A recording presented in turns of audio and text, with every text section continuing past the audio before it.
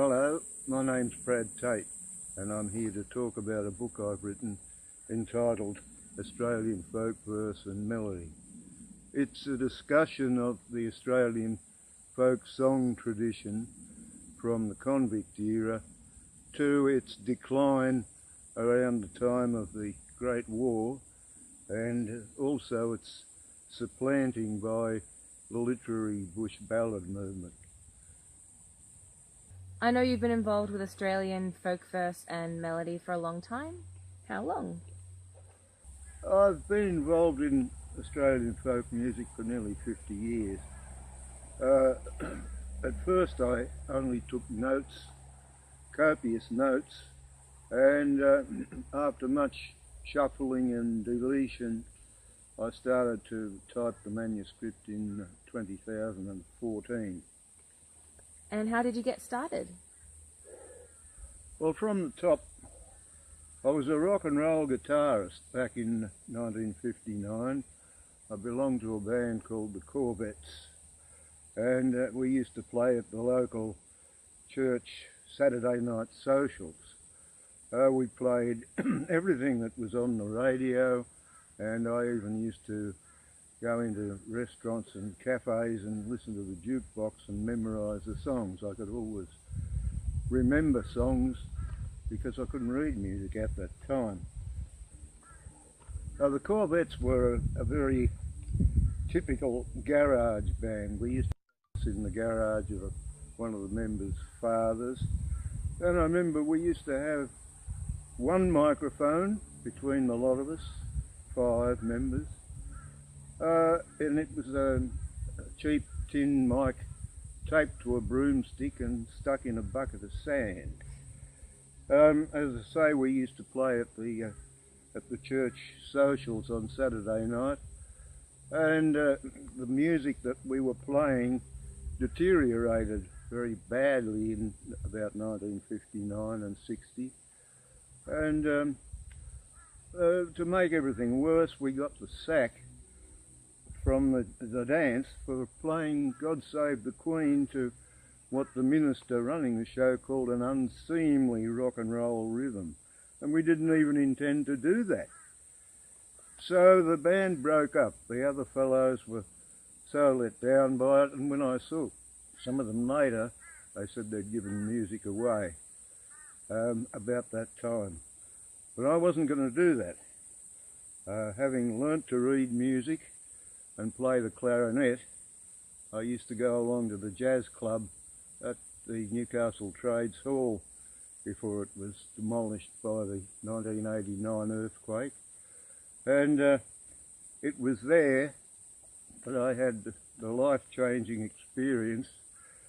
A young Scotsman named Jamie Burns, now a long-time friend of mine, sang a bracket of folk songs that absolutely converted me on the spot.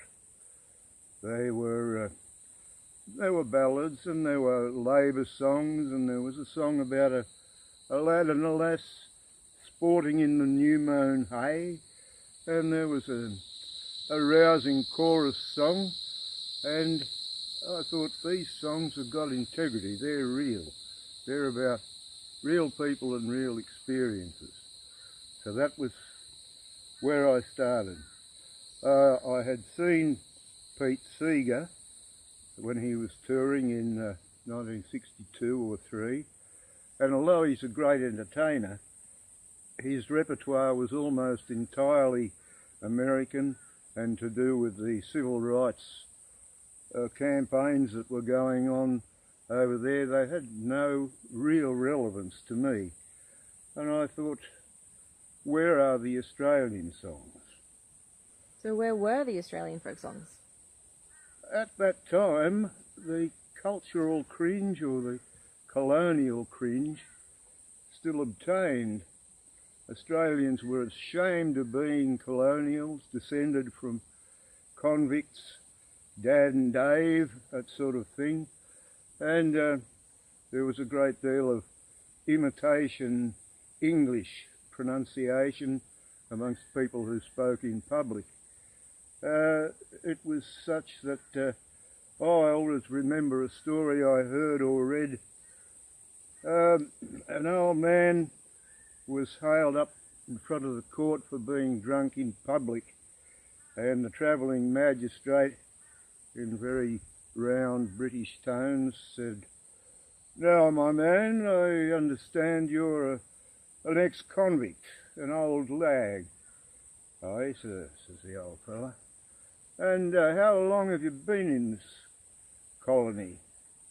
"Well," the old man says, "it's so long, Your Honour, that I can't quite remember, but what I do recall is that when I first stepped ashore at Sydney Cove, I was chained to your grandfather." I would say that the most immediate inspiration was Alex Hood. I became a teacher and I went to a school out on the Darling River in 1964, and when I came down to Sydney the following year, the folk revival was underway, and Alex was the only man that sang Australian songs.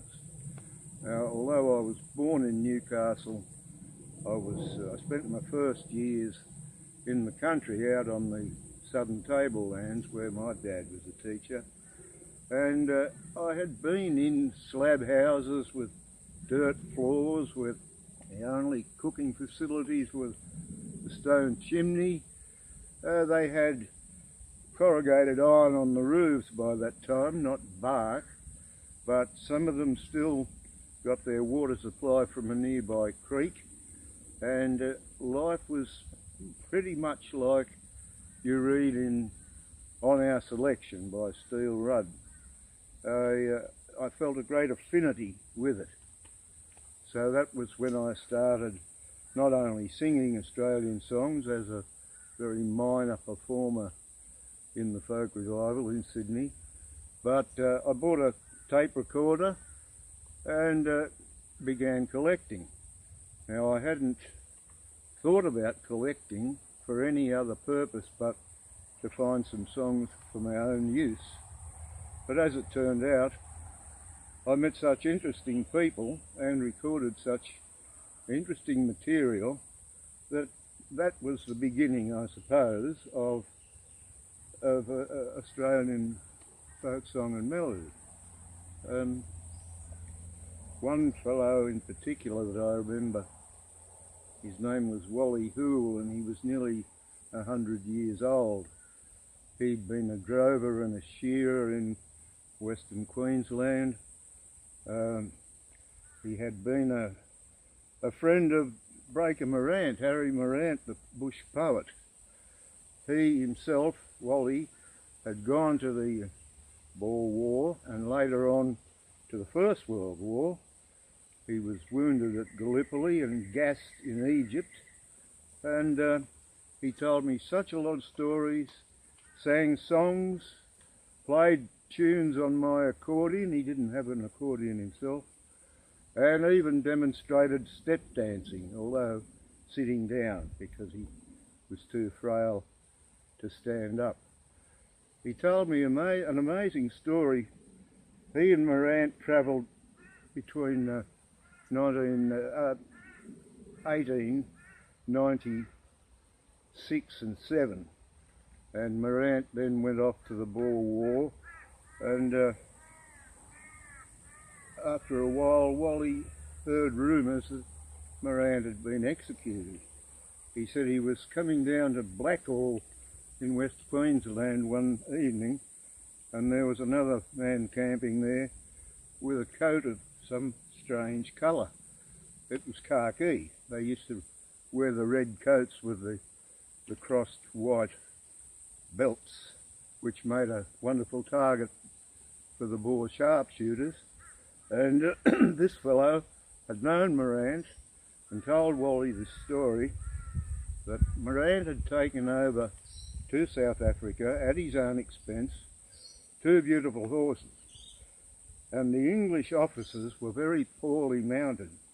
They only had Cape ponies or Argentine ponies, and they coveted these whalers, they called them, the Australian horses, that some of the colonials had brought, and would try to get them by getting the owner drunk or otherwise cheating him out of them, and a colonel and a major wanted to buy Harry's horses, but Harry said, no, you can't buy my horses.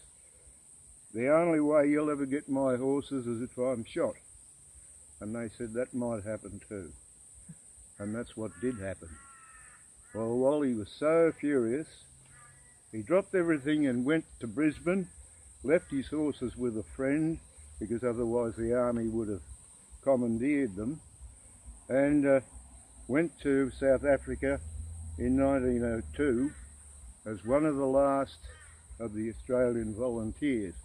He had a slight knowledge of first aid and medicine, and that qualified him for the RAMC.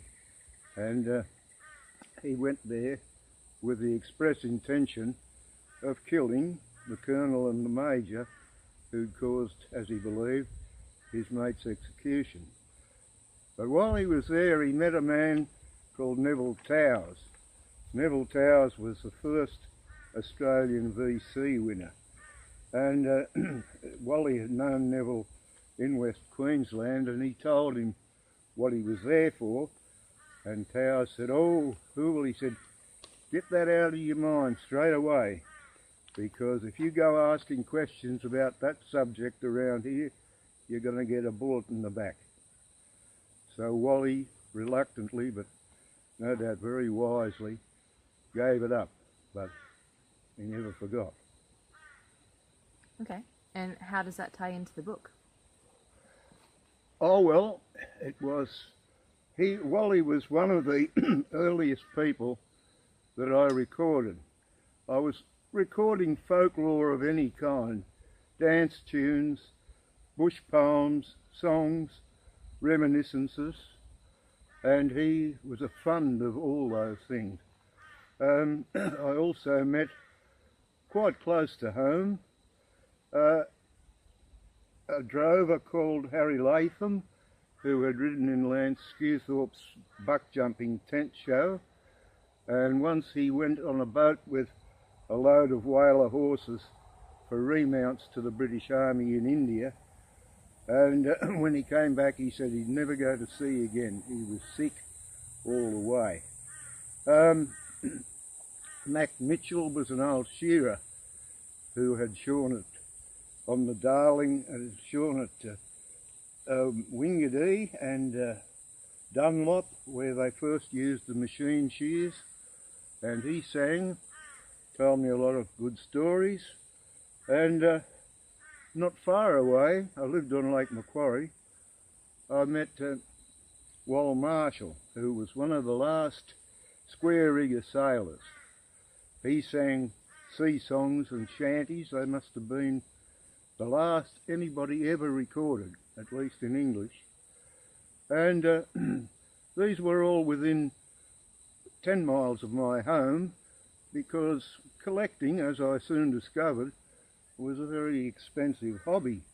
There was, besides petrol and accommodation if you stayed away overnight, and food, the cost of tape, which to me was almost prohibitive. I could get a 1200 foot reel of ordinary quality tape for a quid. It had just become $2 at that time, but it was still a lot of money to me. So my collecting never had any organisation to it.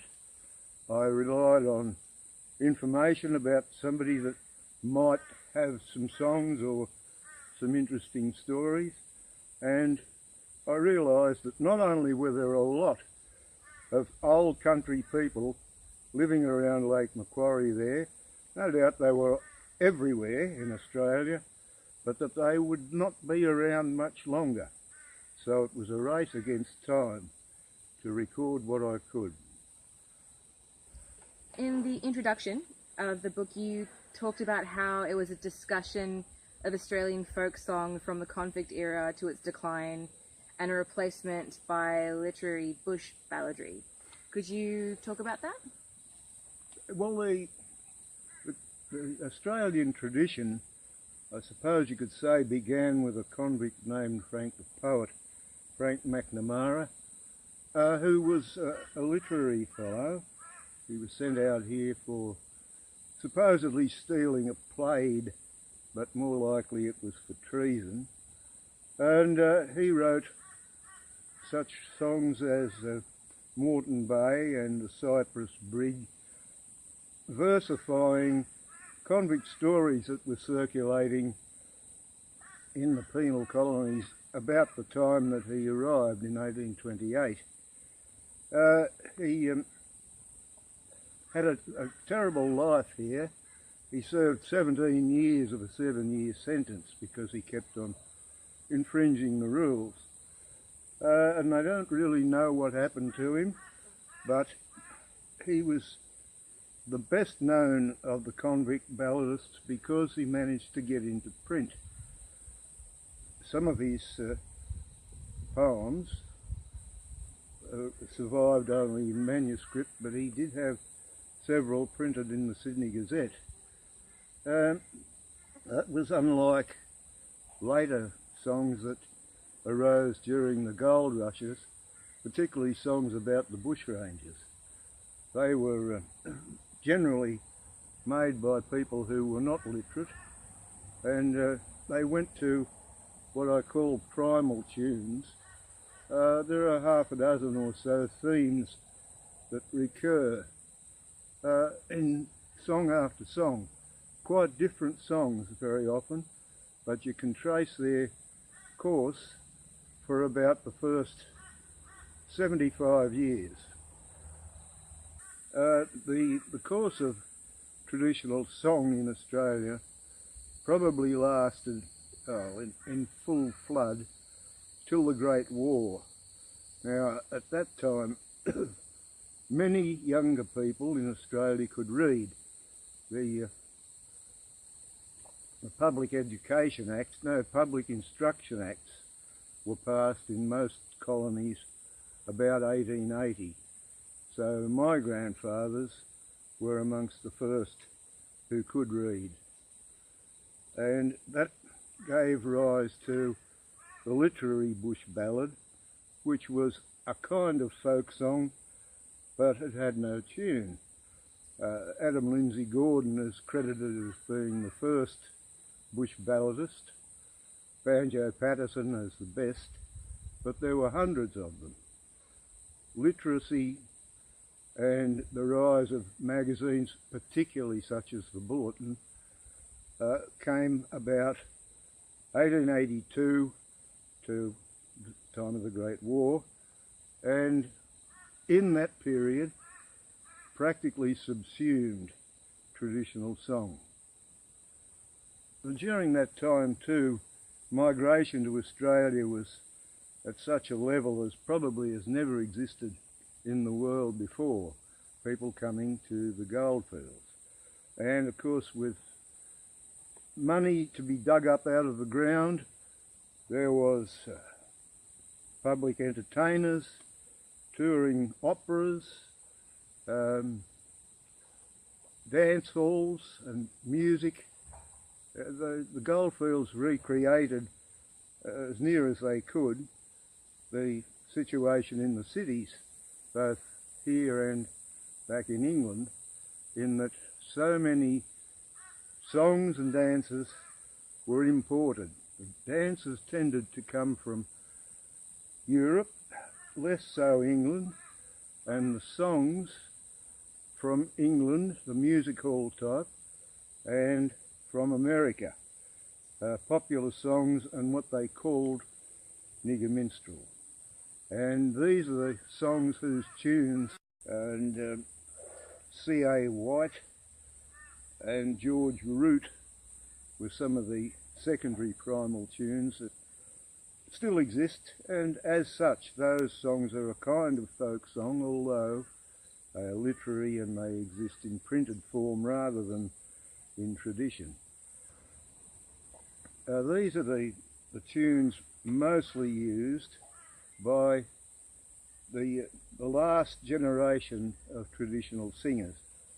Those people, men and women, were mostly born in the decades either side of Federation. They generally came from a rural background, and although they were mostly literate, they were musically untrained. If they played music, they played by ear. If they sang, they had learnt the song from another singer. That situation didn't last after the Great War because technology intervened. We had recordings and very soon films, and then talking films, which effectively ended the need for a tradition. People only used to sing for their own or others' entertainment where there was nothing better.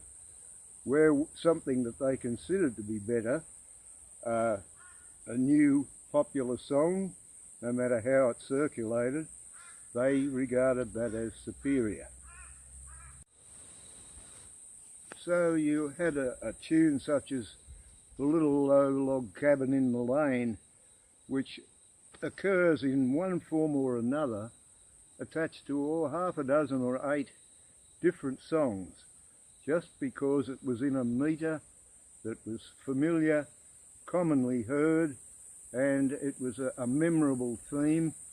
And these tunes, secondary primal tunes, were the ones that singers tended to put to their own verses if they made them, or to bush ballads that they'd read. There were 3 basic types of singers. There were receptors, who were particularly keen on the new imported songs of the music industry. They learnt the songs and retained them pretty much the same as they had learnt them all through their life, and as often as not only ever sang them to their children or their grandchildren. Then there were the reflectors. They were conscious of an audience. They were the ones who might have made small alterations, or either textually or melodically, for effect. And then there were the adapters. Duke Tritton was one. He used already existing material with his own slant on it, his own words perhaps, his own arrangement, to create something newer, a different, more modern folk song tradition. And it was with the Great War that this became more or less redundant. There was so much commercialised entertainment. The city's influence was stretching to the larger country centres. People were no longer completely strangers to popular songs. I've quoted William Charles Wentworth, Australia's first statesman. In about 1829 he wrote a poem called A New Britannia, which finished off, and Australasia stand with flag unfurled, a new Britannia in another world. I also quoted Leonard Cottrell, the writer on archaeology. In a book he wrote about Egypt, he said, Egyptology has no practical value. It won't make us stronger or wealthier or give us a better position in the world, but it can feed a precious sense of wonder at the long road we've travelled. So to some people, can Australian traditional songs feed a sense of wonder? They evoke the emotions of the convict rattling his chains in some god-forsaken penal colony in the South Seas, the overlander pressing on through uncharted bush, the cocky farmer's family living on pumpkin and gundaroo bullock, that's koala, and their son, the World War I digger, amidst frightful scenes of battle on the other side of the world in the war that was to end all wars. Australian traditional song as less enduring than stones of the pyramids, but nevertheless it can also feed a precious sense of wonder at the comparatively short journey we have taken towards this New Britannia.